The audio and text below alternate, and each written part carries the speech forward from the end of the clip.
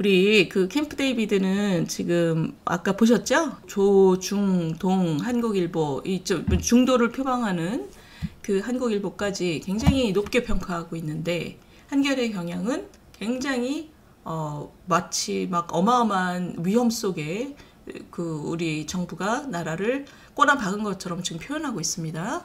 본말이 전도된 얘기들이에요. 그러니까 냉전이라는 말을 쓰는 사람들은 우리 정부가 굉장히 잘못했다는 얘기를 하고 싶어하는 사람들이 냉전이라는 말을 쓰고 있습니다. 그러니까 지금 그걸 잘 들으셔야 돼요. 두 번째, 동맹이라는 말을 쓰는 사람들. 준군사 동맹이다. 한겨레는 사실적 동맹이라는 말을 썼고 지금 경향은 준군사 동맹이라는 말을 썼습니다. 시청자 여러분, 절대 이것은 동맹이 아닙니다. 근데 지금 이 내용은 캠프 데이비드 합의에는 그런 얘기가 한마디도 없어요. 그리고 오히려 지금 보시면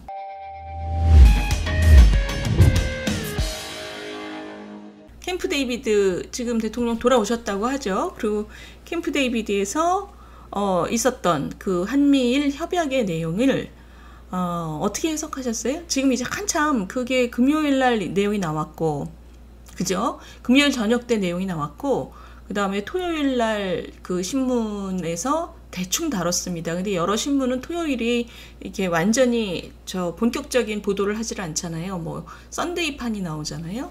그래서 본격적인 보도는 이제 오늘 많이 나왔고, 그 다음에 오늘 방송에서 이제 많이 해석이 될 겁니다. 근데 우리 시청자 여러분들 이게 뭐야? 이게 얼마만큼 대단한 일이야? 얼마만큼 또 걱정되는 일이야? 이렇게 헷갈리실 것 같아요. 그래서 저도 주말에 여러분들하고 얘기를 했고요. 여러분들께 여쭤보고 지금 그 생각을 저도 정리를 했는데 우리 시청자 여러분들하고 지금 좀 생각을 나눠볼게요.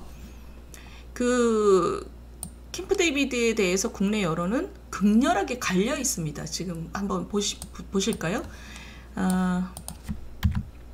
보셔요. 지금 이 조선일보, 중앙일보, 한국일보, 한겨레, 경향 보시면 조선일보는 세계 GDP 32%를 차지하는 한미일 안보경제 블록이 탄생했다.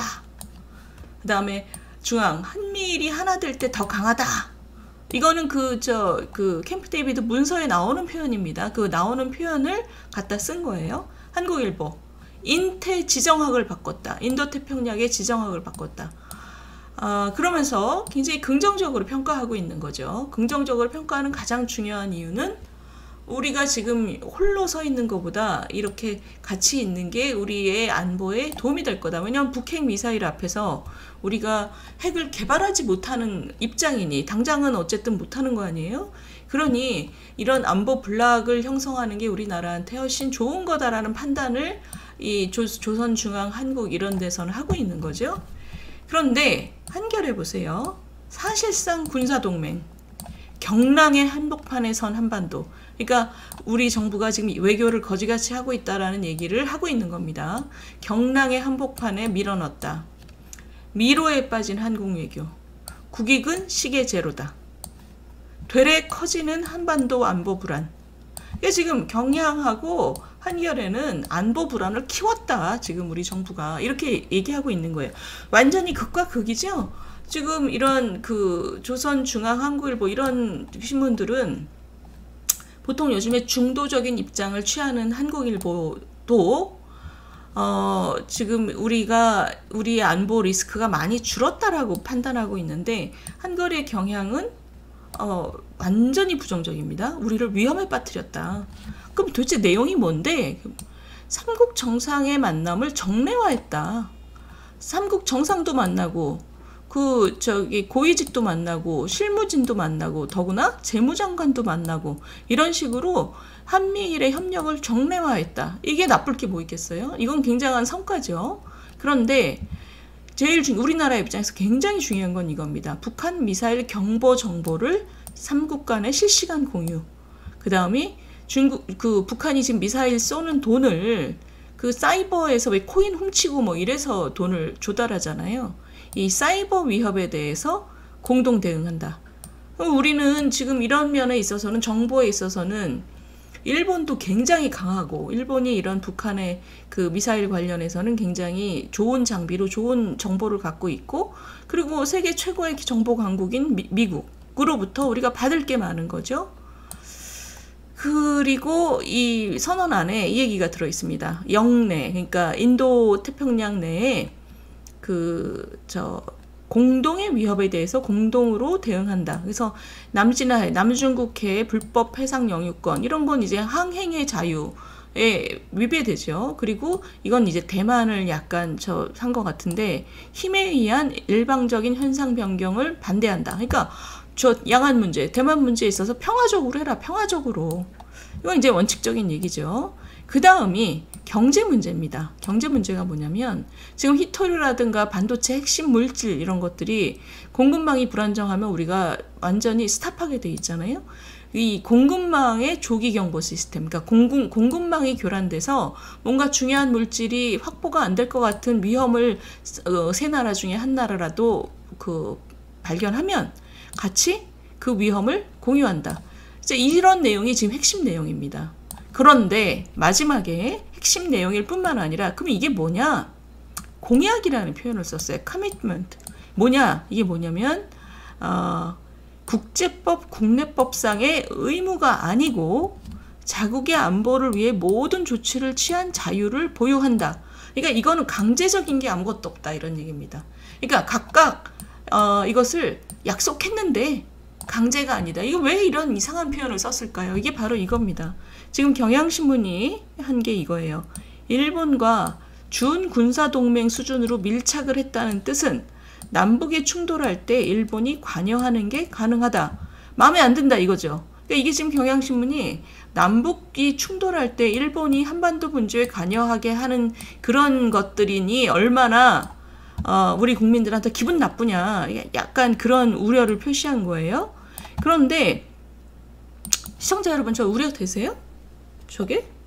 왜냐하면 남북이 충돌할 때 우리가 북한에 가서 충돌하는 일은 없잖아요. 북한이 도발하는 경우고 그 도발이 커질 때는 굉장히 위험한 상황일 때 일본이 우리를 돕는다는 게 뭐가 그렇게 우려가 될까요? 저는 여기에 좀 공감하기가 어려워요.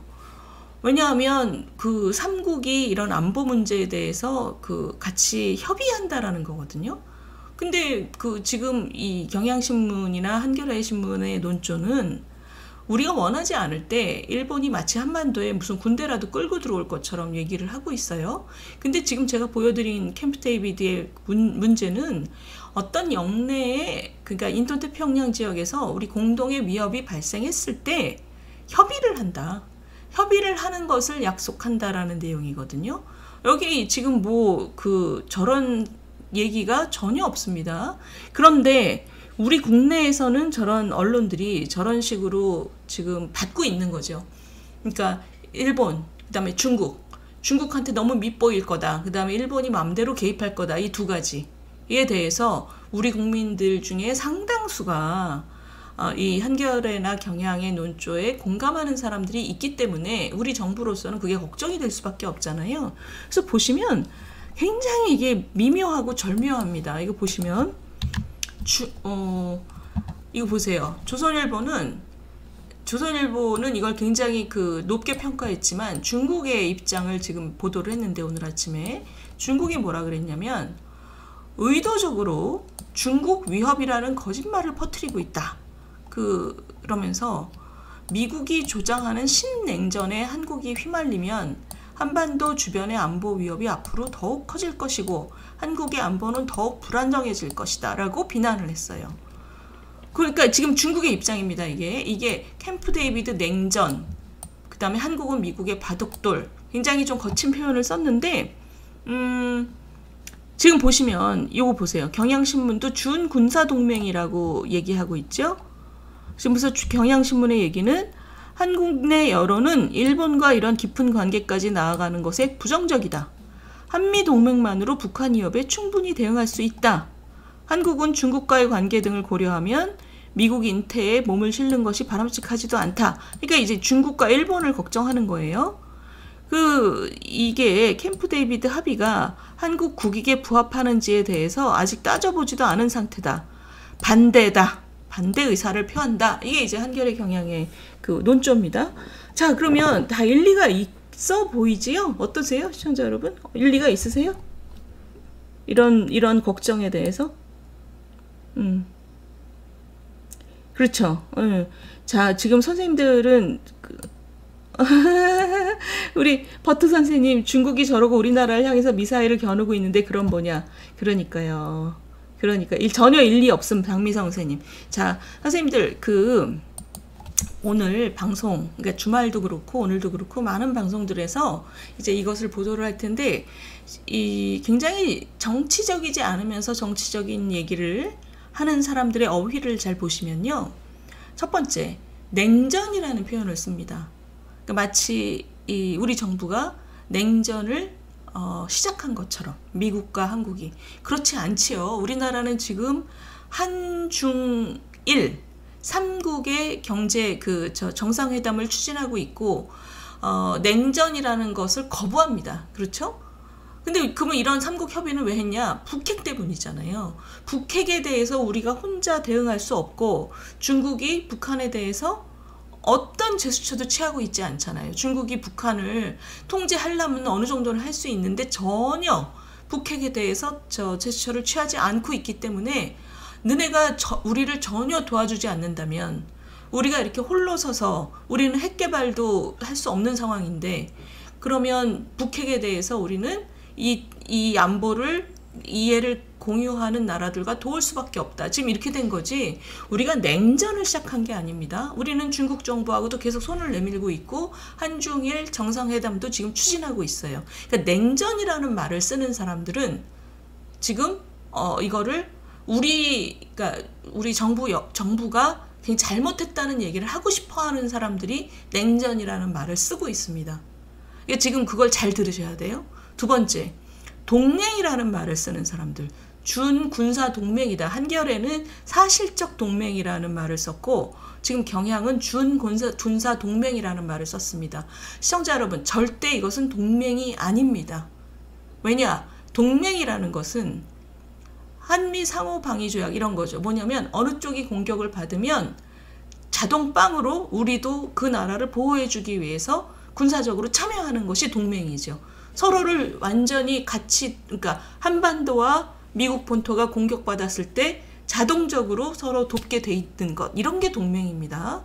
근데 지금 이 내용은 캠프 데이비드 합의에는 그런 얘기가 한마디도 없어요. 그리고 오히려 지금 보시면 이렇게 돼 있죠. 이것은 의무가 아니다라고 돼 있죠. 그러니까 동맹이 아니라는 것을 명시한 겁니다. 왜 그랬을까요? 이 얘기를 왜 이렇게 힘들어서 할까요? 이거는 방위 조약도 아니고 의무도 아니다라고 얘기를 하고 있어요. 이거를 굉장히 잘 쓴 게 중앙일보입니다. 중앙일보가 이 기사를 굉장히 잘 썼어요. 처음에는 백악관에서, 그러니까 미국 백악관 문서에서 위기시, 공동의 위기시 협의 의무를 맹세하는 것, 듀티라는 표현을 썼다. 이것도 이제 조약이나 동맹은 아니지만 어쨌든 협의를 시작하는 것을 의무화하는 표현인데, 우리나라가 듀티를 빼자고 얘기했다는 거예요. 그러니까 우리 한국 측의 의견을 받아서 공약이라는 말로, 그러니까 뭐냐면 듀티라는 말을 빼고, 원래 미국의 브리핑은 듀티였거든요. 의무라는 말을 썼는데, 우리나라가 우리 국내적인 상황에서 일본과 이런 식의 의무적인, 서로 안보적인 얘기를 의무로 하는 것은 우리는 받아들일 수 없다. 그래서 커미트먼트, 그냥 약속으로 바꾼 겁니다. 자, 그러니까 이게 무슨 얘기냐면, 우리나라는 지금 일본이랑 군사적인 동맹을 맺는다는 얘기가 너무나 우리 국민의 정서상 적절하지 않다라는 것을 우리 대통령실이 인지하고 있기 때문에 저 말을 굉장히 의식적으로 거부한 겁니다. 그래서 지금 듀티라는 말을 일부러 빼고 커미트먼트라는 말로 미국의 표현을 바꿨어요. 그리고 이거는 당연히 하물며 듀티도 안 넣는데, 그러니까 서로 협의를 시작할 의무라는 말도 뺐는데, 심지어 군사를 서로 보내는 동맹은 절대 아니죠. 그런데 한겨레하고 경향은 지금 군사 동맹이라는 말을 의식적으로 사용하고 있습니다. 그러니까 저 얘기는 뭐냐면, 우리 국민들의 반감에 호소하는 거죠. 일본과 우리가 군사 동맹이야? 이거 우리 국민들이 싫어하거든요, 아직. 그러니까 저거를 저런 말을 쓰는 것은 사실이 아닐 뿐더러 우리 정부의 이 외교적인 노력을 폄하하려고 하는 매우 진영 논리적인 그 의도가 숨어 있습니다. 그러니까 오늘 방송들을 보시면 저 냉전이라는 표현, 신냉전이라는 표현하고 저 군사 동맹이라는 말이 들어가는 것은 굉장히 진영적인 왜곡이라고 보시면 돼요. 왜냐하면 저 냉전이라는 얘기가 우리가 시작한 게 아니잖아요. 지금 북중러가 사실 계속 전진하고 있었잖아요. 자기들끼리 저 붙고 있었고, 얼마 전에 그 김정은이 그 러시아의 외무상하고 무슨 무기 갖고 사진 찍고 뭐 이랬잖아요. 근데 지금 마치 우리가 중국이랑 계속 잘 지내려고 노력하는 우리가 냉전을 시작한 것처럼 보도하는 것은 매우 잘못된 보도입니다. 그러니까 우리가 굉장히 뭐 진영 논리에 빠지지 않은 것처럼 막 패널들이 나와서 얘기하잖아요. 근데 그 사람들이 사용하는 단어를 보면 굉장히 교묘하게 진영의 논리를 전달하고 있습니다. 이 냉전이라는 단어하고 동맹이라는 단어를 오늘 주의 깊게 보셔요, 방송에서. 근데 어쨌든 지금 이 얘기를 결국 보면 그러면 캠프 데이비드의 그 얘기는 결국은 뭐냐? 그러면 결국 이거죠. 제가 아까 처음에 말씀드린 한미일의 이런 그 정보를 공유하고 그다음에 경제적으로 공급망을 조기 경보 시스템, 공급망 속에서 뭔가 중요한 희토류 같은 거, 중요한 물질이 차질이 생기면 우리 경제가 거의 스탑하게 돼 있는 거잖아요. 반도체 배터리 이런 게 지금 완전 첨단 산업이니까 거기에 대해서 이것들을 조기 경보를 한다. 서로 정보를 공유한다. 그리고 가장 중요한 것은 이 북핵에 대해서 서로 공동 대응한다. 인 거죠. 그러니까 저희 입장에서는 아주 냉정하게 얘기해서 북핵에 대해서 우리 혼자 지금 대응 못하지 않습니까? 지금 우리가 이 캠프 데이비드까지 대통령이 가서 이런 합의를 하고 온 것은 핵심은 이거죠. 북핵이죠. 북핵에 대한 우리의 대응력을 강화시켰다. 이게 뭐 제일 중요한 성과고, 그리고 그것을 정례화시켰다. 정례화시킨 게 왜 이렇게 중요하냐, 이 얘기는 정례화시킨 게 왜 이렇게 중요하냐는 얘기를 하냐면 지금 많은 언론들도 이 얘기를 하고 있습니다. 대통령실에다가 가장 중요한 업적이 뭐예요? 그랬더니 대통령실 대답이 정례화라고 대답을 했대요. 왜 그렇게 정례화가 왜 그렇게 중요해? 그게 뭐냐면 이겁니다. 보시면 이게 그저께자 뉴욕타임스입니다.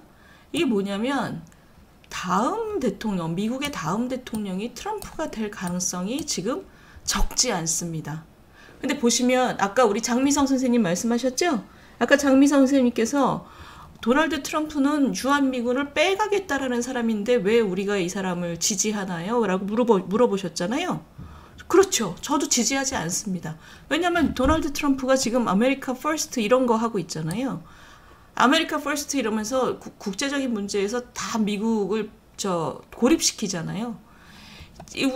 이거죠. 우리 이 인도태평양이나 한반도 문제에 있어서도 도널드 트럼프는 굉장히 좀 깡패처럼 굴었죠. 그때 뭐 주한미군에 대해서 우리가 돈을 왜 이렇게 많이 쓰고 있냐 이러면서 동맹이라는 것을 인정을 안 했잖아요. 이번에 이 캠프 데이비드 합의는요, 이 뉴욕타임스의 분석은 이겁니다. 이걸 제도화시키는 것은 다음 대통령이 누가 되든지 간에, 미국 대통령이 누가 되든지 간에 이런 것을 딱 확립하는 그런 의의가 있다. 이걸 걱정하고 있다는 겁니다. 지금 바이든 정부도 바이든 대통령이 대통령 된 다음에 유럽 가서 그 얘기 했잖아요. 동맹 is back 그랬잖아요. 동맹이 돌아왔다 그랬잖아요. 이거를 장기적인 구조로 만약에 트럼프가 대통령이 되더라도 이렇게 서로 협조하는 관계를 제도화시키면 트럼프가 맘대로 박차고 나가기는 쉽지 않게 만들어 놓은 거죠. 그래도 워낙 깡패 같으니까 박차고 나가려면 나가지만 그래도 이렇게 제도화를 해놓으면 훨씬 저거죠. 그러면서 기자가 이렇게 물었다 그래요. 왜 아시아가 이 미국의 이런 입장에 대해서, 이 인도태평양을 중요시하는 이런 입장에 대해서 왜 아시아가 그걸 믿어줘야 되냐? 왜냐하면 지금 트럼프 같은 사람이 다음에 될 가능성이 높은데 이 아메리카 퍼스트 이딴 거 하고 있는데 왜 당신들의 말을 아시아가 믿어줘야 되냐라고 물었더니 미스터 바이든이 뭐라 그랬냐면 뭔가 좀 선언적인 이 동맹은 굉장히 중요하다. 그리고 그게 미국의 안보를 위해서도 중요하고 그 글로벌한 차원에서도 중요하다. 그 트럼프 때 아메리카 퍼스트에서 고립해서 모든 그 글로벌 동맹으로부터 탈피해서 미국이 더 좋아졌냐? 더 약해졌다. 이 사람이 이제 이러한 표현을 썼다고 해요. 근데 뭐 말짱 꽝이죠.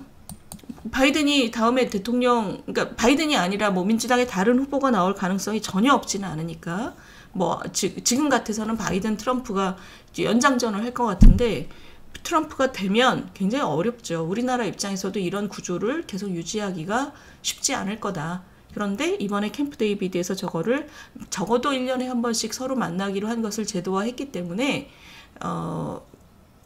훨씬 이전보다는 안정화되는 거죠. 그래서 저게 우리 대통령실에서도 정례화, 제도화한 거를 굉장한 성과라고 꼽고 있는 것 같습니다. 우리 그 캠프 데이비드는 지금 아까 보셨죠? 조중동 한국일보 이 중도를 표방하는 그 한국일보까지 굉장히 높게 평가하고 있는데 한겨레 경향은 굉장히 마치 막 어마어마한 위험 속에 그 우리 정부가 나라를 꼬나 박은 것처럼 지금 표현하고 있습니다. 근데 참 본말이 전도된 얘기들이에요.